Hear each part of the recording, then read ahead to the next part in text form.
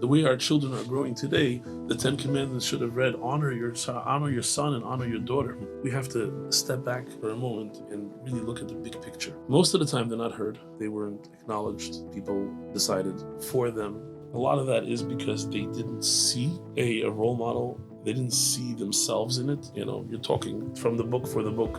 I'm not part of it. If they don't feel that connection, if they don't feel it, unfortunately, it becomes a subject. You know, did I study Chumash today? I'm having a test tomorrow. Will they open up that Gemara? Will they open up the Talmud on their free time? Will they actually study something? Did they internalize it? But sometimes you you make them feel like they're part of it. The kid has to feel that, someone likes me, someone validated me, someone heard me, and it changes everything.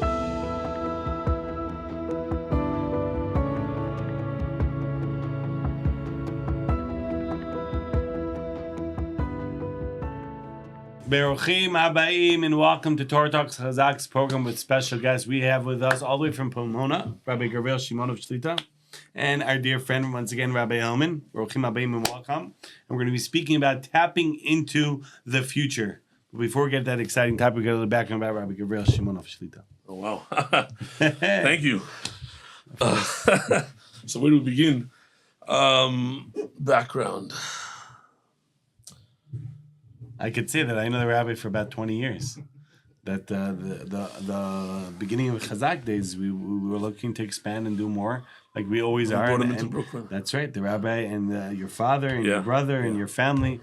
We did Chazaq events in Brooklyn. That's a good place to start. So actually, my father was learning already in the Bet Midrash and Beis Medrash in the Mir from before. I even know maybe 10 Bukharians, like by the time he got married here. I was born here. So, you know, it's a very different background than I think what the locals are here. We have been always in the yeshiva system, started in Torah Seves Kamenetz, and then when I was old enough to travel, went to the Mir, elementary, high school, Beis Medrash. My kids went to the Mir till we moved to Pomona. My father learned in the Mir, and we just continue the same footsteps with that. We have a shul in Pomona, Kehila, Baruch Hashem, growing, and but that's that side, you know. In the chinuch, you know, I taught at the Mir, and I started teaching already since '98, like officially in classroom settings. Wow. And you know, dealing with the future already. A lot of the talmidim I have, they run kehilas here. They have talmidim that are rebbeim. I have a rebbe now in our yeshiva in Shari Tzion that was one of my students. I had him for 4 years in day camp as a rebbe and English teacher in the Mir, and like literally, Baruch Hashem, we've been around, and it's been growing ever since. Baruch Hashem. Today I happen to have, I guess they call it a promotion now. So we're doing a director of development by Shari Tzion, where we're tapping into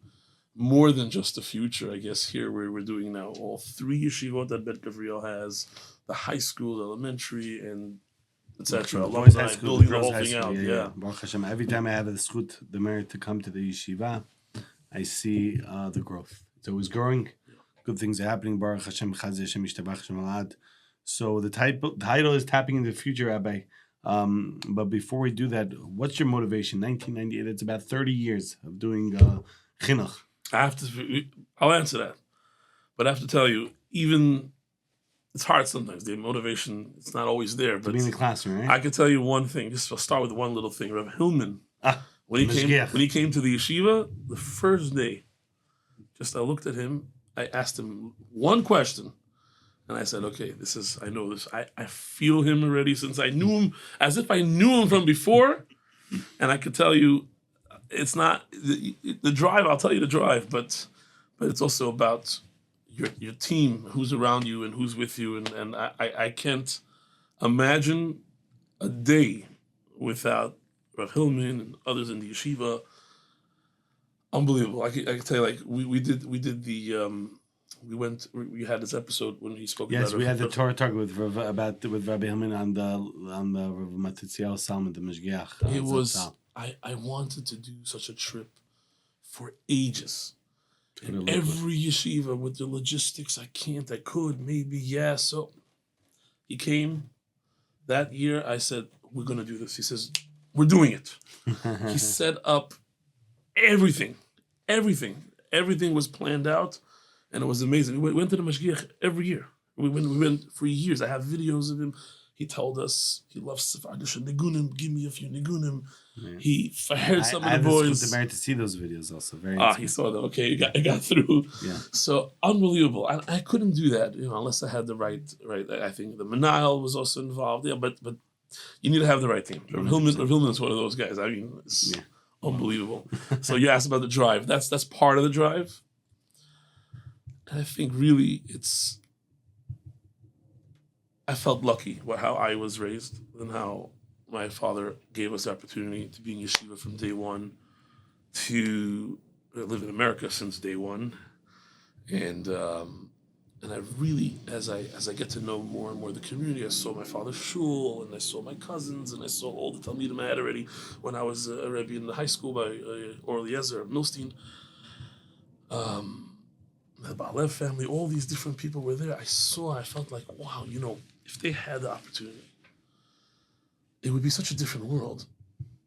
And it was a fire in me. I'm like, I want to be able to see that by others. So what you saw in yourself, you want to give over to others. That's what keeps you amazing. I think that's really what Mesorah is. I think that's really. This is really what the concept of Mesorah is. This is you're going to transfer that over. You want to give that over. And I felt that, especially if they see it can be done, and there are people here, and they have what to look up to. They have their drive is there. I wanted to be that for them. Amazing. So we're talking about tapping into the future. What future are we tapping into? Our future, the survival of our future. Our future. Am Yisrael, Jewish people.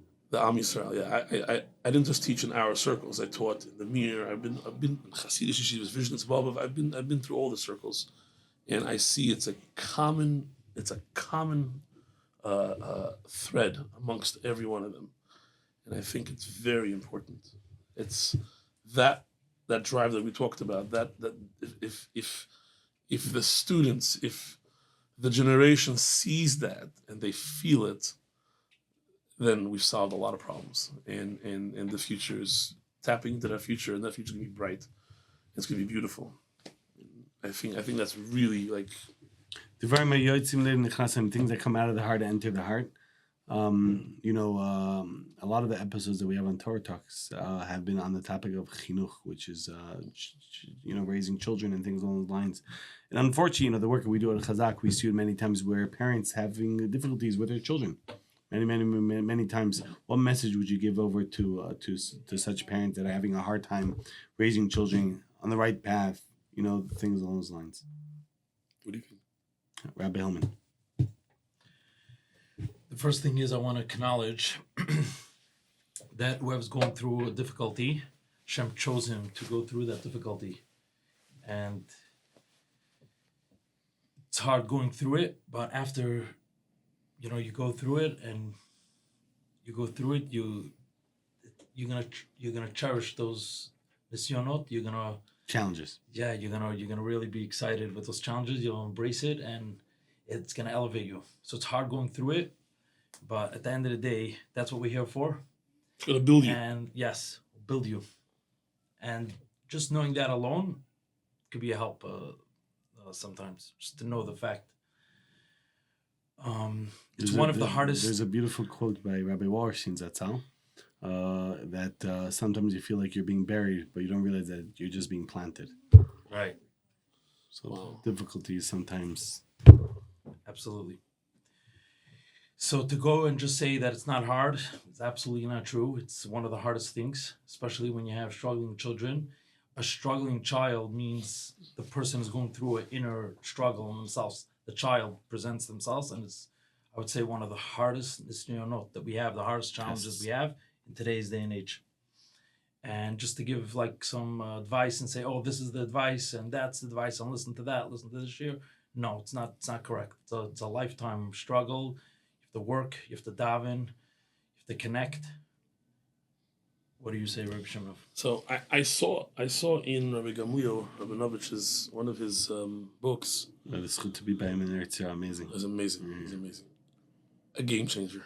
And I spoke to someone who showed me one of his svarim where Rabbi Shlomo Zalman wrote. He's been teaching in our base medrash for 20 years, and that was then. And he's something special. Wow, today, wow, people know about him.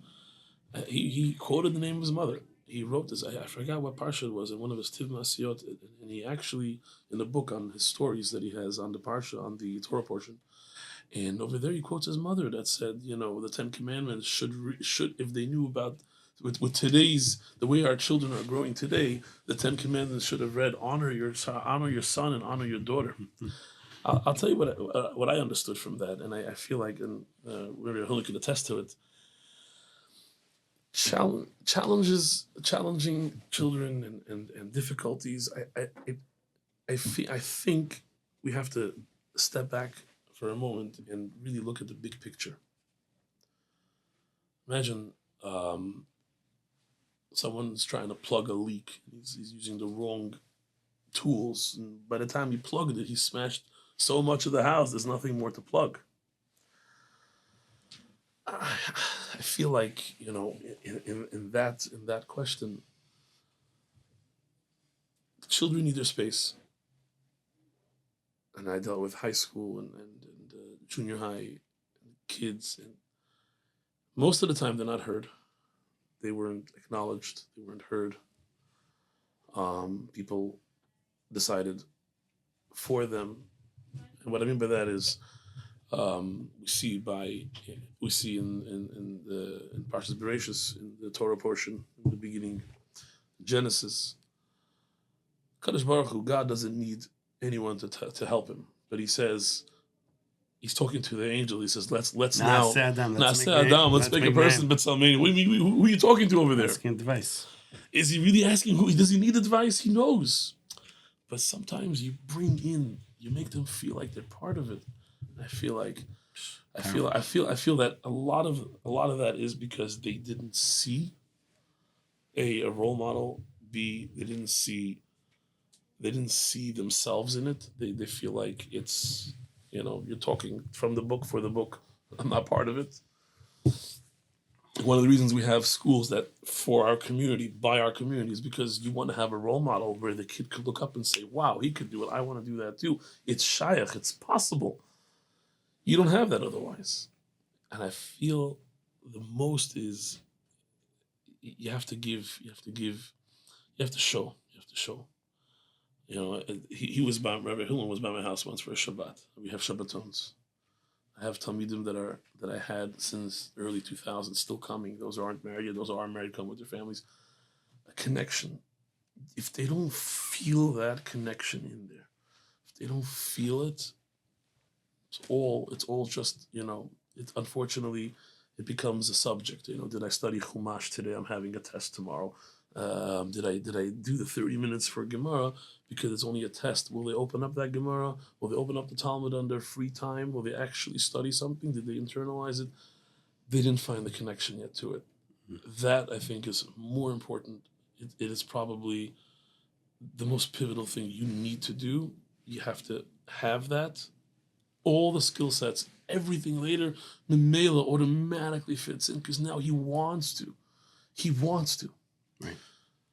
I'll just go a little further with this. I had someone once wanted to make fun. We had a student years ago. His father is part of the Kabbalah Center. He made a whole. Okay, I heard all of it. And I told this person back. I said, "But do you realize that most of these places, when they write Kabbalah, they're not teaching you Kabbalah. It's a clickbait. It's a catch to get the guy to come and look at the whole entire family became Shomer Torah Mitzvot. As long as they're in the right places with the right people. But that's sometimes what they have to feel. The kid has to feel that, someone likes me, someone validated me, someone heard me. And it changes everything. I was dealing with one of the local rabbanim here in the summer for kids that were not in camp. Right. I don't know if I reached out to you, but we had a few kids and there was things going on in certain places and all kilachayat, all behind the scenes. we were able to work with the parents and with others and get. They reached out. Nobody knows about this. Why they reach out to certain people and not to others? Because they feel that there is that, and I think that's really what's missing today. I think it's even in not in this circles, all circles. Rebbe, what do you want to add? Just want to say that what you're hearing from Rebbe is like Rabbi Meirov said, it's actually Dvar Mayotzim and Alev. And I was Baruch Hashem.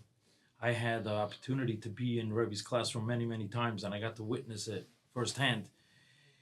And sitting behind the desk, you actually get that feeling when you're by Rabbi Shimonov. You feel part of his family, and you feel like there's a father with a family, a father that cares for his children.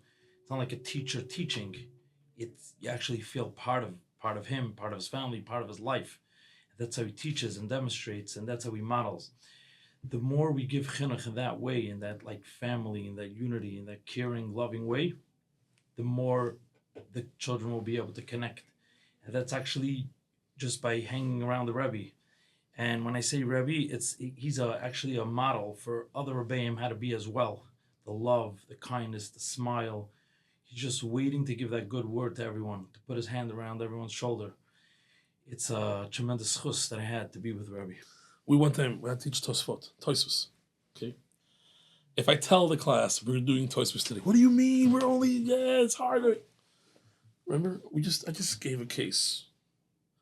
And then the most surprising hands would get up, would raise their hand. They would say, but what about? I said, it's Iyata Chol Azimo. That's exactly what Tosfot says on the top of the first Amud of Makot, the first page on the tractate. And they're like, what? We just did Tosfos? I'm like, yeah, we did that. Let's look inside now. Okay, we have to do words. There's a lot of skills that we could learn there, but they didn't even feel it. It's about the approach. It's about the anhaga of yourself, how to connect. And you've seen it when I came to your shul and to speak, and the connection and the people that came, what was going on. I feel that Hashem gave me the call for that. Hashem Chazaq. Relationships are very, very, very important. Connecting with one another. We have Pesach coming up also. If there's a way to connect Pesach, the holiday Passover, and Chinuch. So I thought about this, and the four sons. And it's not. I don't think even it's my fault. I probably heard it in B'Shem everybody. Mm-hmm. From any Reb, from the Babich Rebbe all the way to some Misnageh, some Litvisher Reb or Shiva or something. The truth is, our community, and then the whole Am Yisrael, and I would even go by that token. I would say the entire world at this point. The She'eni Yodei Lishol, the Chacham. Yeah, we have the Chacham, the smart one, the one who's intelligent, who can understand, and you could teach him in the inside, and he'll take it. He's book smart. He's this smart. He's all that. Then there's the Rasha. Obviously, in our circles, those were those who lived in the communist world. They were introduced to a Rish that by bar none. This was like they're anti everything. Then you had the Tom who kind of saw his grandfather, kind of saw the father. He remembers there was a kiddush at home. There was something. My grandfather had a Torah. Every grandfather is a rabbi. They remember something. I remember in the mirror, our English principal, Mr. Rook, came and he saw Rav Yerucham on the wall picture. He's like, that was my grandfather. Like, well, everyone's grandfather. He's like, no, that really was. Taka was. They changed the names. They lost family. Everyone's grandfather is a rabbi, yeah. But then there's the She'eni Yodei Lishol, and that's I think Hashem gave us such chesed that we have yeshivot and we have places for everyone today. Otherwise, they would have been the She'eni Yodei Lishol. They wouldn't even know what to ask because they never saw anything. We were lucky. We got out. My family happened to have been out already late 60s, early 70s, and our father lived in Eretz Yisrael. Then he came here. There was a sniff in Panovich over there, and he won some raffle. Came to learn in the Mir. It was very lucky. Whole story. He inspired my cousin Rabbi Kaiko also to go to the Mir because of that. We inspired them. We were lucky. And then the entire, the influx of everyone coming in from whether it was from Iran 20 years prior or from our countries and the Russian Jews and so on and Ukrainian Jews, we're very lucky. But the She'eni Yodei Lishol is still around. And especially in today's world, it's so confusing. The whole world, they got stuck with such nonsense. They're worrying about such nonsense, policy making and such nonsense. The whole world had to take a turn. Pause, ad kan, throw it out, new government, even in the United States government, they changed it. The She'enia Daily Show, the melting pot that we have here is very, very, very big problem, even till today. But Baruch Hashem, the Pesach shows us that At Patachlo, you got to open for him. That's what the Chazaq's organization and so many other organizations that are out here. And the truth is, my belief is that these organizations should really be all under one umbrella and work together. And I think there's so much more that we could do. It's like a person that's torn between two shuls, and he's not sure which one to go to. He likes both. He's not sure which kiddush to go to. He likes them both, and he's stuck. You don't have to have that. It doesn't have to be that way. We're all one. We could put it all together. It could work. It doesn't have to. And I think that's really something really, I've been talking about for a while. Is a Klal Yisrael. Klal Yisrael. Bring everything Everyone together. should get that. With the Geula Shlema, that's it. Mr. Shemar, we're going to have Ad Bechla 100%. Rabbi saying beautiful words. We have a Minag Katzim, a final message for our Torah talks from the rabbis. You can say your final message. I'll say mine next. Rabbi Haman Bechavot. So, like as we said before, It's my brother. Rabbi Shimonov treats everyone like a brother, and he treats everyone like an equal. And like he said so beautifully from the Pasuk in Bereshis, Nasa Adam. It's not so much, doesn't mean that God is actually asking. He's not. But it's his approach. He's treating everyone like an equal. He's including everyone into the conversations.